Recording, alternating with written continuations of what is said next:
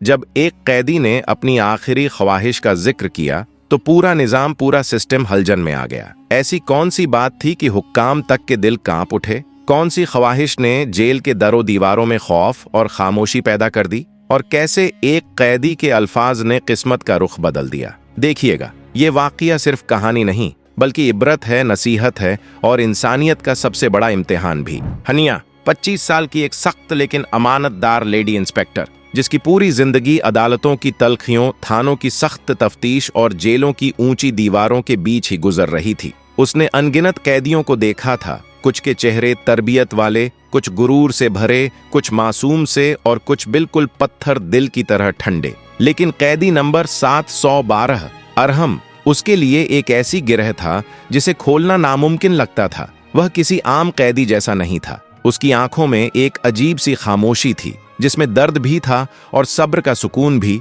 मानो दुनिया की सच्चाइयों को समझ चुका हो लेकिन फिर भी दिल की बातें जबान पर लाने से खुद को रोक रहा हो। सिर्फ 19 साल की उम्र, यह सोचकर ही हनिया का दिल कांप उठता कि जिसे अभी दुनिया देखनी थी उसे मौत के करीब ला खड़ा किया गया है। वह बहुत कम बोलता था। लगता था अल्फाज उसके पास हैं मगर उन्हें कहने की कोई वजह बाकी ही नहीं रही। हनिया के दिल में बार बार यह सवाल उठता, आखिर ऐसा कौन सा गुनाह था जिसने उसे कत्ल की सजा तक पहुंचा दिया? लेकिन हर बार अरहम की आंखों की गहरी खामोशी उसके सवालों को दबा देती। नौकरी ने उसे मजबूत तो बना दिया था लेकिन इस कैदी के सामने उसके दिल में नरमी की एक महीन सी रोशनी उतर आती। कानून साफ कहता था कि कैदियों से दिल्ली बातें करना मना है, लेकिन उसके अंदर एक खामोश तड़प बार बार उभरती। क्या वाकई अरहम गुनहगार है या बस जमाने की बेरहमी का निशाना? इन्हीं उलझनों के बीच आज उसे एक खास हुक्म मिला था। एक ऐसा हुक्म जो सिर्फ अरहम की आखिरी ख्वाहिश से जुड़ा नहीं था बल्कि आने वाले दिनों में पूरी जेल का माहौल बदल देने वाला था। 2 दिन बाद कैदी नंबर 712 को फांसी दी जानी थी। उससे पहले उसे अपने वालिदैन से आखिरी मुलाकात की इजाजत मिली थी। यह खबर फैलते ही जेल की फिजा में एक खामोश सिहरन दौड़ गई। हर मौत की सजा पाए कैदी की तरह अरहम को भी अपनी आखिरी आरजू पेश करने का हक दिया गया था। आमतौर पर कैदी खाना किसी खास शख्स से मुलाकात या कुछ मामूली सी ख्वाहिश रखते थे और यही हक आज अरहम के पास भी था। जब अरहम अपनी वालिदा के सामने लाया गया तो मंजर ऐसा था कि किसी भी पत्थर दिल इंसान का कलेजा हिल जाए। उसकी माँ उसे सीने से लगाए फूट फूट कर रो रही थीं, जैसे उनकी आखिरी आंस भी आंसुओं में बह रही हो। टूटती आवाज में वह बस इतना ही कह पाती थीं, तू बेगुनाह है मेरे बच्चे, तू बेगुनाह है। उस माँ का ये यकीन वहां मौजूद हर शख्स के दिल को चीर गया। फांसी का दिन तय था, हुक्म जारी हो चुका था, लेकिन उसकी आंखों में उम्मीद की एक रोशनी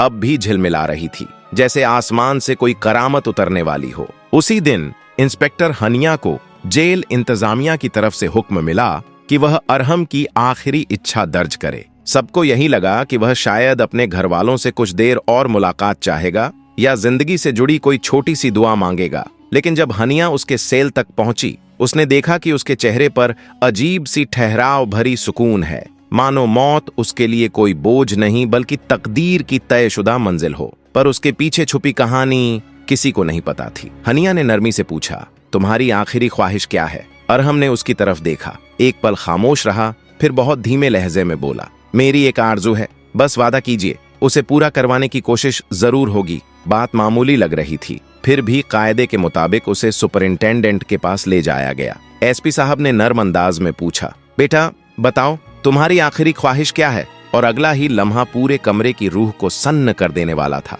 अरहम ने बिना झिझक कहा, मैं पहली और आखिरी बार निकाह करना चाहता हूँ और अपनी बीवी के साथ एक रात हलाल सबील के साथ गुजारना चाहता हूँ, फांसी से पहले। कमरे में मौजूद हर शख्स ठहर गया। किसी ने ख्वाब में भी नहीं सोचा था कि वह ऐसी आरजू पेश करेगा। कुछ देर की खामोशी के बाद एसपी ने गहरी सांस लेते हुए कहा, निकाह? बेटा जरा सोचो, कौन लड़की निकाह के लिए राजी होगी? 2 दिन बाद तुम्हें सजाए मौत है। कौन अपनी जिंदगी का एक दिन भी तुम्हारे साथ जोड़ेगी? लेकिन अरहम के चेहरे पर वही सुकून था। सर यही मेरी ख्वाहिश है। एसपी झुंझलाए, कोई और आरजू रख लो। अच्छा खाना, किसी से मिलने की इजाजत, बाहर हवा खाने का मौका। निकाह बिल्कुल मुमकिन नहीं। पर अरहम बिना हिले बोला, सर इसकी फिक्र मत कीजिए, निकाह अपनी राह खुद तलाश कर लेगा। बस एक काम करवा दीजिए, पास के इबादत गाह में ऐलान करवा दें कि कैदी अरहम सज़ाए मौत से पहले एक दिन के लिए निकाह करना चाहता है किसी ऐसी औरत से जो अपनी रजामंदी से उसकी दुल्हन बनना चाहे। यह सुनते ही कमरे में मौजूद हर चेहरे पर हैरत तैर गई। इतना अनोखा, इतना गैर मतवक्का, इतना नामुमकिन सा तलब न पहले किसी ने सुना था न सोचा। खामोशी टूटने का नाम नहीं ले रही थी और उसी खामोशी में अरहम ने फिर कहा, अगर कोई औरत राजी हो जाए तो रोकिएगा मत, वरना मैं कोई दूसरी आखिरी ख्वाहिश नहीं बताऊंगा। कमरे में बैठे अफसर समझ नहीं पा रहे थे यह लड़का पागल है या इस अजीब सी ख्वाहिश के पीछे कोई ऐसी दास्तान दबी है जिसे किसी ने अब तक सुना ही नहीं। अरहम की वह आखिरी पंक्ति, फिर चाहे मुझे उसी वक्त सजाए मौत दे देना, इतनी ठहरी हुई, इतनी सच्ची थी कि वहां मौजूद किसी शख्स में उसे ठुकराने की हिम्मत ही नहीं बची थी। एसपी साहब ने बस कंधे उचकाए और कहा कि ऐलान करवा दिया जाएगा, मगर उनके लहजे से साफ दिख रहा था कि उन्हें यकीन नहीं था कि कोई लड़की इतनी गैर मुतवक्का बात पर राजी होगी। उसी शाम जेल के पास बने मंदिर की जगह अब एक अनोखी पुकार फिजाओं में फैल चुकी थी। कैदी नंबर 712 अरहम अपनी आखिरी ख्वाहिश के तहत किसी भी राज्य बहरजा अपनी मर्जी से महिला से निकाह करना चाहता है, एक रात के लिए। यह इश्तिहार पूरे जयपुर में हवा की तरह फैल गया, मगर जेल प्रशासन को पूरा यकीन था आखिर कौन उस शख्स से निकाह करेगा जिसे सुबह सजाए मौत होने वाली है। अरहम एक गरीब घराने से था, न शोहरत, न रुतबा, न दुनिया की नजर में कोई ओहदा। लोग उसकी इस ख्वाहिश को बस एक सनक, एक मजाक समझते हुए नजरअंदाज कर रहे थे। लेकिन ऐलान के सिर्फ 1 घंटे बाद ही एक सिपाही घबराते हुए अंदर आया और बोला, साहब, जेल के मुख्य फाटक पर एक लड़की दुल्हन के लिबास में खड़ी है, उसके साथ एक बुजुर्ग मौलवी साहब भी हैं। ये सुनते ही एसपी साहब और इंस्पेक्टर हनिया दोनों के चेहरों पर ताज्जुब की लकीरें खींच गईं। वह फौरन बाहर आए तो देखा करीब 18 से 19 साल की एक नाजुक सी लड़की सुर्ख दुल्हनाना लिबास पहने खड़ी थी। चेहरे पर एक अजब सी सकून भरी हिम्मत। उसके साथ खड़े मौलवी साहब के हाथ में निकाह का दस्तावेज था। एसपी ने सख्त आवाज में पूछा, क्या मामला है? मौलवी साहब ने बताया, लड़की खुद मेरे पास आई। उसने कहा कि वह अरहम से निकाह करना चाहती है। हमने उसे समझाया कि यह लड़का सजाए मौत का मुजरिम है, उसकी उम्र बस कुछ घंटों की है, मगर उसने बिना झिझक कहा, मैं उससे मोहब्बत करती हूँ, ये मेरा अपना फैसला है। ये सुनकर पूरा प्रशासन दंग रह गया। यकीन करना मुश्किल था कि कोई लड़की इतनी बड़ी, इतनी जोखिम भरी बात पर अड़ी रह सकती है, मगर कानून यह भी कहता था कैदी की आखिरी ख्वाहिश पूरी की जाएगी, इसलिए इजाजत देनी ही पड़ी। मौलवी साहब को अंदर बुलाया गया, अरहम को सेल से बाहर लाया गया और जेल के दफ्तर में ही सादगी से दोनों का निकाह पढ़वा दिया गया। रस्मों के बाद अरहम ने हल्की सी मुस्कान के साथ कहा, मेरी बीवी को मेरे पास भेज दीजिए, मैं उससे कुछ बातें करना चाहता हूँ। जिंदगी की आखिरी रात की बातें। प्रशासन दुविधा में था, मगर नियमों के मुताबिक इजाजत देनी पड़ी। दुल्हन को उसकी सेल तक पहुंचाया गया।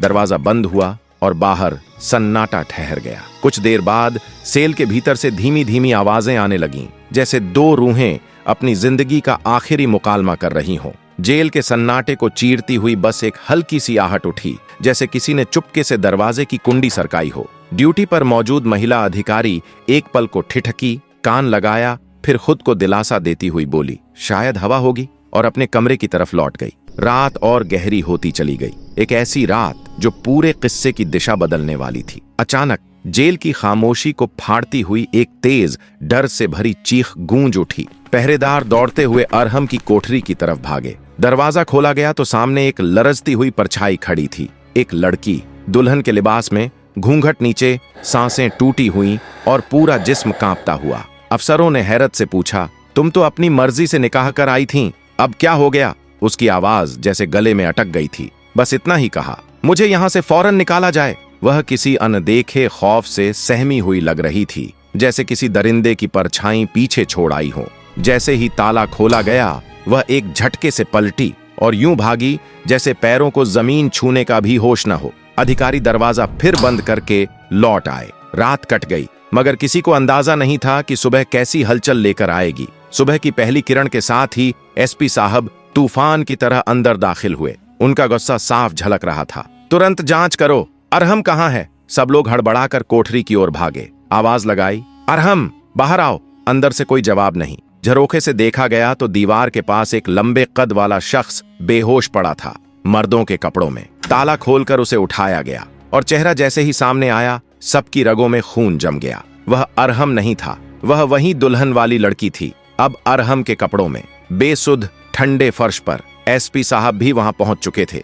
नजर पड़ते ही उनका गुस्सा फट पड़ा। ये किस किस्म का फसाद है और अरहम कहां गया? जवाब किसी के पास नहीं था, सिर्फ खामोशी और सदमा। धीरे धीरे हकीकत सामने आने लगी। अरहम एक सोची समझी तदबीर के साथ दुल्हन का भेष बनाकर जेल से निकल चुका था और यह लड़की शायद जानबूझकर उसकी जगह रहने को तैयार थी, एक कुर्बानी की तरह। होश में आने पर लड़की ने सिर्फ एक ही बात कही, अरहम पर जुल्म हुआ है, वह मौत के लायक नहीं। अधिकारियों ने सख्त लहजे में कहा, यह अदालत तय करेगी। लड़की की आवाज में अजीब सी ठहराव था। नहीं, अदालत नहीं, वक्त फैसला करेगा और वक्त साबित करेगा कि वह बेगुनाह है। इस पर एसपी साहब दहाड़े, अरहम को ढूंढो, जमीन फट जाए या आसमान टूट पड़े, वह मिलना चाहिए। अब सबको यकीन हो चुका था कि यह महज फर्रार नहीं था, बल्कि एक ऐसी योजना थी जिसने पूरे जेल इंतजाम को सवालों के कटहरे में ला खड़ा किया था। पूरी जेल एक अजीब सी हलचल में डूबी हुई थी। मौत की सजा का कैदी सबकी आंखों के सामने से जैसे हवा हो गया था। एएसपी साहब का चेहरा गुस्से से लाल था और ड्यूटी पर खड़े अफसरों के दिलों की धड़कनें तेज हो चुकी थीं। किसी को समझ नहीं आ रहा था कि इतनी बड़ी चूक कैसे हो गई। जिस कैदी को सबसे सख्त निगरानी में रखा गया था, वही पूरी जेल इंतजामी सिस्टम को पीछे छोड़कर बाहर निकल गया। लोगों को यकीन था अब उससे सच्चाई निकलवाना बेहद मुश्किल होगा, क्योंकि अरहम कई घंटों पहले ही गायब हो चुका था। एक अफसर ने सख्ती से उस लड़की की तरफ देखा और कहा कि अब उससे तफसीली पूछताछ होगी। अगर उसने हकीकत छिपाई तो उसके अंजाम अच्छे नहीं होंगे। मगर उसकी आंखों में एक अजीब सा सब्र था, जैसे वह आने वाले हर सवाल का जवाब पहले से जानती हो। उसने मुलायम आवाज में कहा, मैं अरहम के बारे में हर सच्चाई बताने को तैयार हूं। अफसर हैरान हो गए। उसके चेहरे पर न डर था न कोई बेचैनी। सवाल किया गया, क्या अरहम सच में तुम्हारा भाई है? क्या तुम दोनों ने मिलकर यह पूरा प्लान बनाया? लड़की कुछ पल खामोश रही, फिर बोली, नहीं, वो मेरा असली भाई नहीं है। यह सुनते ही अफसरों के अंदर गुस्से की लहर दौड़ गई। पूछा गया कि फिर उसने इतनी बड़ी जुर्रत क्यों की, उससे निकाह क्यों किया? क्या यह दोनों की मिली जुली साजिश थी? अभी अरहम तो गायब था, लेकिन लड़की को साफ कह दिया गया कि उसे किसी भी सूरत में रिहा नहीं किया जाएगा। कानून उसे पकड़ चुका है। लड़की ने बिना पलक झपकाए उनकी तरफ देखा और कहा, आप लोग गलत समझ रहे हैं, वो भागा नहीं, वो वापस आएगा। ये सुनते ही हर चेहरा चौंक गया। पूछा गया कि उसे इतना यकीन कैसे है। उसने पूरी दलील के साथ कहा, क्योंकि उसे पता है कि उसे कहाँ जाना है और कब लौटना है। अब वो मेरा शौहर है, मुझे छोड़कर कहीं नहीं जाएगा। उसकी आवाज में ऐसा यकीन था कि वहां मौजूद अफसर भी कुछ पल को खामोश रह गए। जब उससे पूछा गया कि यह भरोसा किस बात का है, तो उसने गहरी सांस लेकर कहा, अगर आप मेरी पूरी दास्तान सुनेंगे तो आपका नजरिया बदल जाएगा। तब आपको पता चलेगा कि असल गुनाहगार कौन है और अरहम ने वह कदम क्यों उठाया। उसका नाम था आयत। उसके लहजे में अजीब सी मजबूती थी, जैसे वह किसी भारी सच को दिल में संजोए खड़ी हो। धीरे धीरे उसने बोलना शुरू किया, मेरी बड़ी बहन की मंगनी अरहम से हुई थी। फिर उसने अपना बयान जारी रखा। अरहम बचपन से ही निडर, साफ दिल और सीधा सच्चा लड़का था। जो बात सही लगती उसी पर डट जाता। वह आयत के वालिद के चाचा का बेटा था और उनके घराना उसे शुरू से ही अपनाए हुए था। जब बड़ी बहन की सगाई अरहम से पक्की हुई तो वह घर का हिस्सा बन गया। अफसर चुपचाप उसकी बात सुनते रहे। आयत की आवाज में हल्की सी कसक थी, मगर उसके लफ्जों में इज्जत और गर्व भी झलक रहा था। उसने बताया कि उनका इलाका फरीदाबाद छोटा था, लेकिन वहां का माहौल अक्सर सख्त और डर खाए रहने वाला होता था। उसने आगे कहा, एक रात अरहम हमारी खालाजाद बहन से मिलने आया था। उस वक्त अब्बू घर पर नहीं थे और हम दोनों बहनें अकेली थीं। मैं रसोई में चाय बना रही थी और अरहम मेरी बड़ी बहन के साथ कमरे में बैठा था। सब कुछ हमेशा की तरह खामोश और सुकून भरा चल रहा था, मगर उस शाम की खड़खड़ाहट आज भी आयत के दिल को दहला देती है। अचानक दरवाजे पर एक के बाद एक तेज चोट पड़ने लगी, जैसे कोई बेसब्र होकर अंदर घुसना चाहता हो। आयत ने पर्दे की आड़ से बाहर झांका तो 3-4 बदतमीज और बेकाबू किस्म के नौजवान खड़े दिखाई दिए। उनके चेहरों पर जो बेबाकी और गंदा अहंकार था, वह किसी भी लड़की को डराने के लिए काफी था। उनमें से एक ने बदतमीज लहजे में कहा, हमें पता है घर के अंदर एक लड़का मौजूद है, उसे बाहर भेजो। आयत और उसकी बड़ी बहन के हाथ पांव ठंडे पड़ गए। डर यह भी था कि अगर अब्बू उस वक्त लौट आते तो मामला और भड़क सकता था। शोर सुनकर अरहम कमरे से बाहर आए। उन्होंने आयत की तरफ देखा और हल्के इशारे से कहा कि वह अंदर जाकर दरवाजा बंद कर ले। आयत तेजी से अपने कमरे में गई, कुंडी चढ़ाई और कान दरवाजे से लगाकर खड़ी हो गई। बाहर अरहम बिल्कुल शांत और मुकद्दर के भरोसे खड़े थे। उन गुंडों में से एक ने बेहद गिरा हुआ जुमला कहा, लेकिन अरहम के चेहरे पर न गुस्सा आया न डर। अगर वह चाहते तो अकेले ही उन सबको मात दे देते, मगर घर के अंदर दो सहमी हुई लड़कियां थीं, इसलिए उन्होंने नरमी और समझदारी से हालात को संभालने की कोशिश की और किसी तरह उन्हें वहां से जाने पर मजबूर किया। उस रात अरहम देर तक दरवाजे के पास बैठे रहे, जैसे रात की परछाइयों से घर की हिफाजत कर रहे हों। आयत की नजरें उस पल को कभी नहीं भूल पाईं। उसे पहली बार एहसास हुआ कि अरहम सिर्फ बहादुर नहीं बल्कि घर की इज्जत और सलामती की ढाल भी है। लेकिन उसी रात अनदेखी मुसीबत ने अपने कदम आगे बढ़ा दिए थे।